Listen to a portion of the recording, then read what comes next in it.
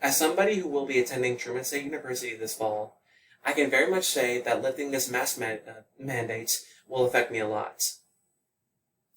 As a student, I can very much say that I greatly benefit from more visual learning. And as such, being forced into a remote and online curriculum played a really big role in my overall underwhelming academic progress this last semester. As it turns out, I'm not alone in this problem. A study on foundings.org found that a survey conducted between 1,392 students from across 92 different countries saw that 96.7% of them saw an overall dip in their academic progress due to factors relating to the pandemic, such as less effective communication, overall impracticality of online tools, and harder time constraints, among other things. I can very much say that a lot of these, if not more, played a big role in my overall underwhelming academic progress for this year, and it nearly cost me everything.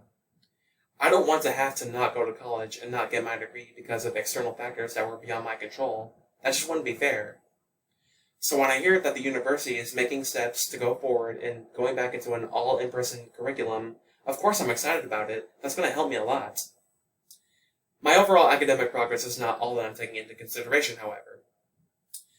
If everyone followed the guidelines, regardless of whether or not they had vaccines or not, they wore masks wherever they needed to, they stayed 6 feet apart, etc., then the overall spread of the disease would decrease, and in that way, everybody wins.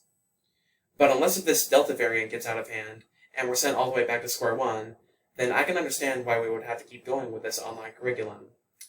I very much care about the safety of my family and those close to me, and if my GPA has to take a hit and my future's in jeopardy because of it, then so be it.